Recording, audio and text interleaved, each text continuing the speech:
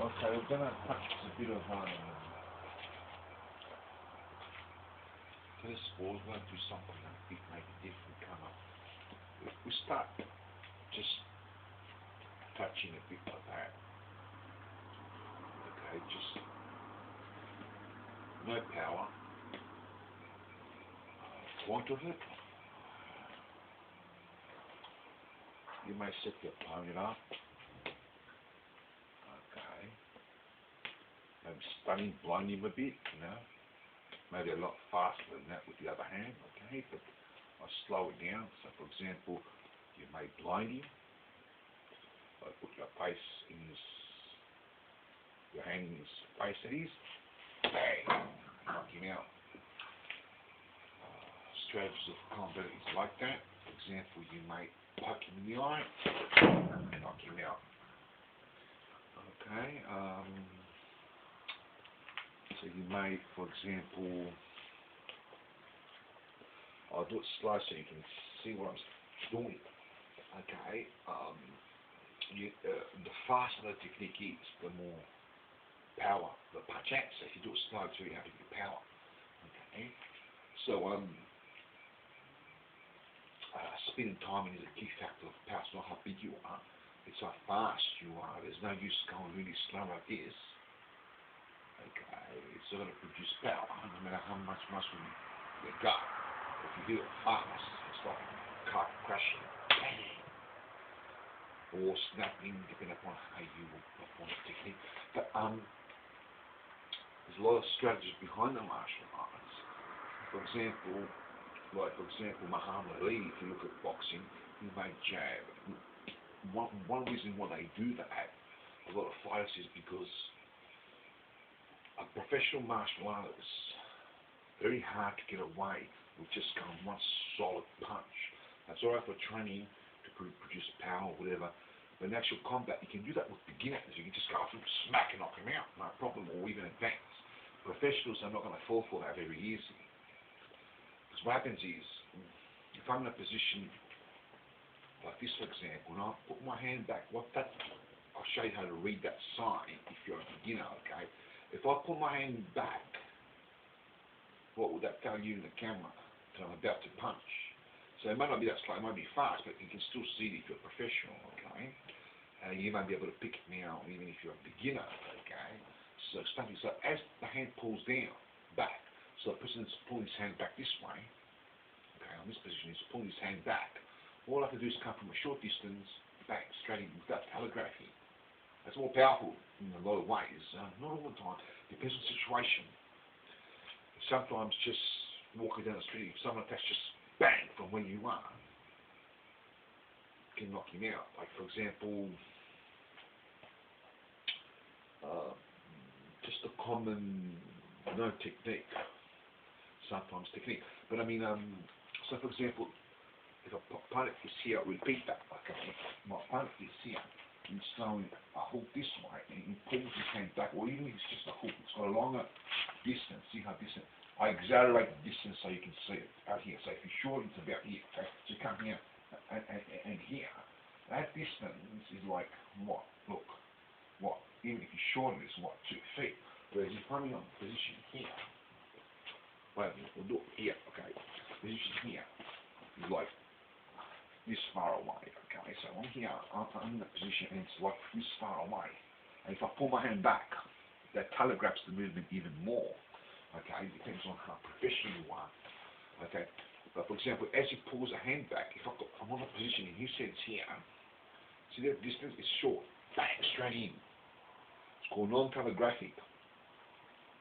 Doesn't matter how big you are or muscular you are, if you're not going to hit the target, as in timing and accuracy is concerned, okay, believe me, this is much harder and much more professional than the punching aid, okay? Although we'll explain in a minute, punching back, you can create it better than professional than this, but you've got to be very professional about it. But because this is very hard to time, especially with moves. Even standing still is very hard to time to a small target. It's all about timing and accuracy. Okay, which speed does not work alone. Now you're spinning fast and missing the target, you have that timing and accuracy. It works with a lot of things, coordination, power too, all these type of stuff, and it works together. So for example, if a person pulls his hand back, all you've got to do from here, bang, straight in, and you've scored. Then there's combinations, whatever. Okay, but you got to have timing and accuracy, because if you miss, you're going to get hit. Okay, there's other strategies. For example, it goes the other way too. For example, the person may be this way, and he may come in this way. Okay, so he may come with a punch this way.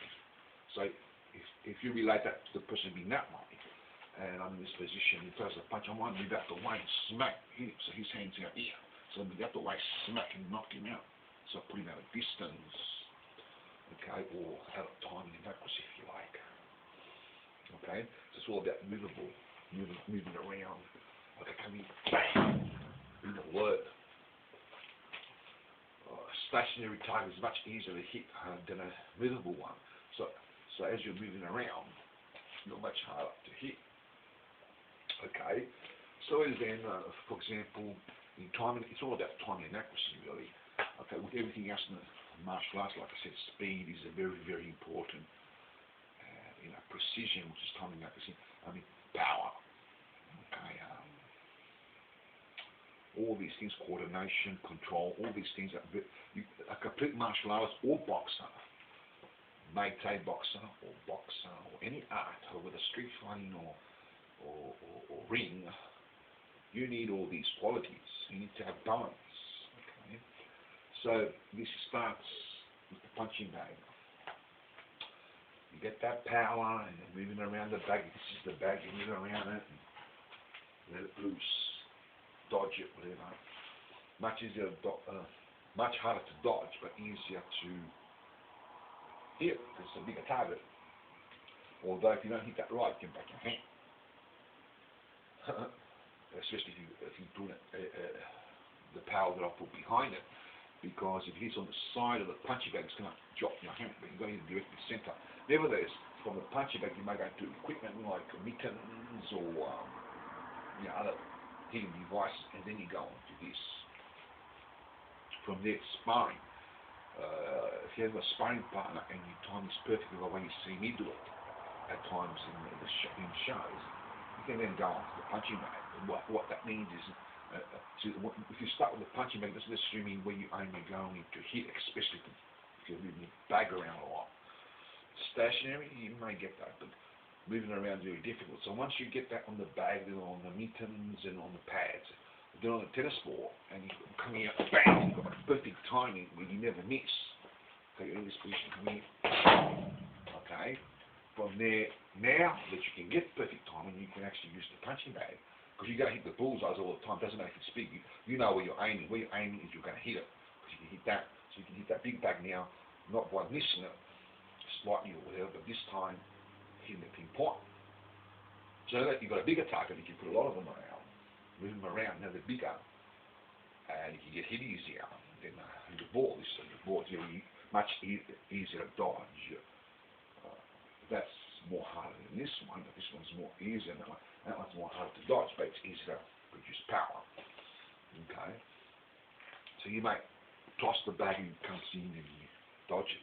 And on the bag, it's very good to use the bag once you get that level, because you can push the bag out. Like you bring it back and let it hit you to start puffing up your stomach. Okay, or the whole area actually. Okay, we shall use that a lot. But anyway, so for example, as you would say, when we refer to non-telegraphic blows are pretty much the strategy behind a combat fighter. For example, you may be in this position and come in here, and I'll try to do one now. Okay, and from here, the upper you may be then come in, and it's like a combat strikes before it's seen. It's non-telegraphic. It means that the arm is not. It's much harder to do from here than out here. If it's out here, it's kind of like the hand moves before the foot, not the foot before the hand. Not telegraphic strategy, because if I move up to the foot and then punch, and then my opponent sees that I'm moving into an attack, and most likely he will read that I'm about to attack. He may not know what I'm going to use, phase already. The idea is, as you're moving around, okay, for example, you're standing still, and all of a sudden just go bang, and you strike, like kind of like that. You see, like for example, you just concentrate and just move in. So the hand moves the same time or before the foot. Doesn't matter either way, but the foot first. Okay, they're called non-telegraphic techniques. Okay, for example, you can do hooks like that. You may be here, you may be walking around. Okay, a non-telegraphic technique is a hook, and it becomes a knockout blow. Very powerful. It can be an uppercut. You're in this position like he is. It comes in, and you strike right up without telegraphing the blow, without letting your opponent see what it is. There's other types of speed, like speed of the beat, which I explained before. And he pulls his hand back, he's beating into the attack. It's actually called speed of the beat, which I explained that before. As he moves his hand, you might come in, or vice versa. He's coming in there, you move out the side, bang, and you beat the person with the kick or the punch, or whatever. There's other strategies, like for example, change direction midstream. So you might be here, you might go from here, bang, bang. For example, there's two people, you change direction midstream. There's different types of speed, the speed of movement. And of course these can be combined, as you saw me give the movement or whatever I did there, combined kind of thing. And of course you can do more than one technique in speed of change direction midstream. There's what else? Speed of the mind, which you basically, to interpret that, I have to do it slowly and fast, two different techniques, and explain it in this way. Speed of movement may be how fast the punch is traveling.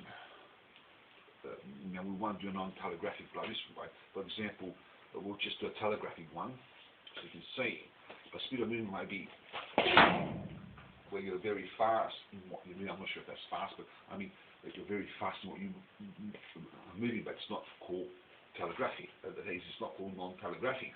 Whereas, for example, speed of the mind may be that you're slow in this, so you may do it,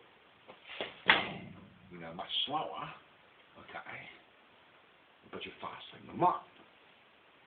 What that means is that, for example, you can have a combination of all these things, but for argument's sake, if there's two different fighters, one is fast in the mind.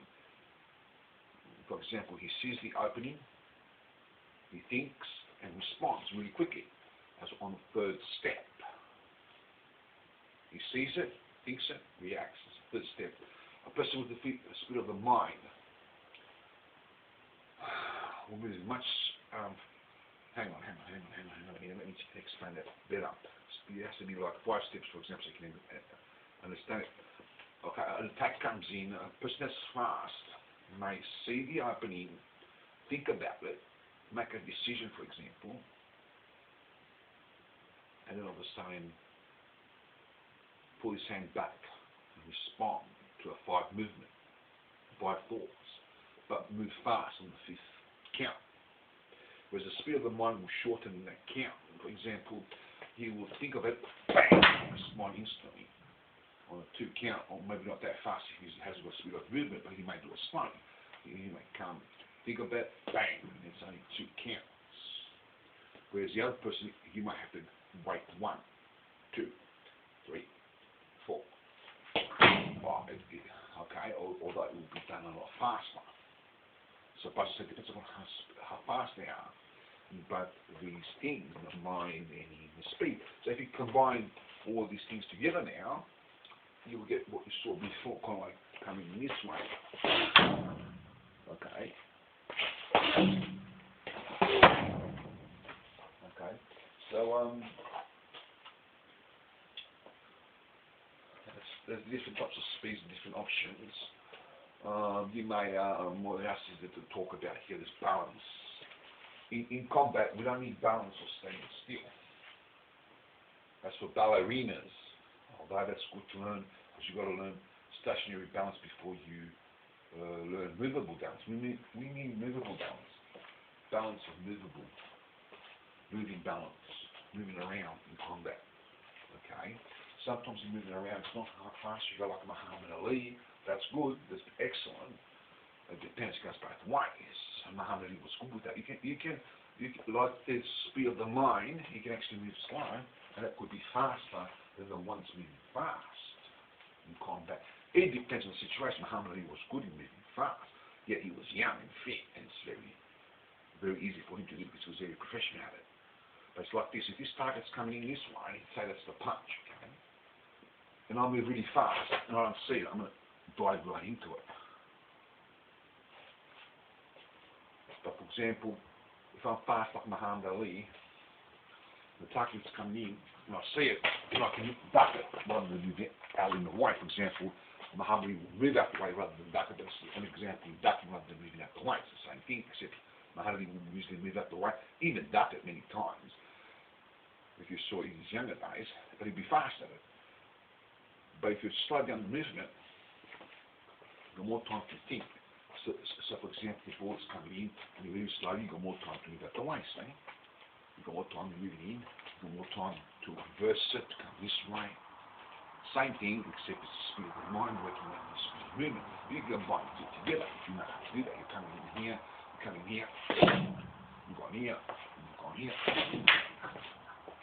Okay, you can mix it up. Then there's different type of speed where it's called rhythm. I'm not sure if it's in the category of speed, but I relate it that way. Rhythm. Change your rhythm. Change your, is it called change? Well, I call it change your rhythm or something like that. For example, this is why when the boxers may go slow. They may go slow. It's very deceptive. And the person's coming in and they're dodging it so they're not getting hit or blocking it, whatever. And they're hitting slow, making themselves look like nonsense. Especially the first time in the ring, okay, deliberately though. Not if you don't do it deliberately, and you don't know what to do next. I mean, you may be coming this way, maybe slowly, bunny punches, not speed at all, just giving a little bruises to the opponent, and all of a sudden, you've gone here and you've gone bang, and you've changed the rhythm. You do it the reverse way, you can go bang, you can go, bang, and all of a sudden, you go, oh, well, I missed that one. But you've gone this one, and you've gone the reverse way. Okay, you may have to put a little bit more power into it, though. It may not work, same matter with a punch because you need speed, momentum to be powerful in the blows. But it doesn't matter because you may be going, kind of like this, and you may make a fast one, and then from there you may do a finger jab into the eyes. Okay, then you might just go boom. So real slow, people can't follow the rhythm. In combat, it's about following the rhythm. It's about dancing, like a dancer, like a ballerina. When I said before ballerina, I'm talking about a different study. Like a ballerina or like a dancer, but in footwork. So you're moving around in footwork.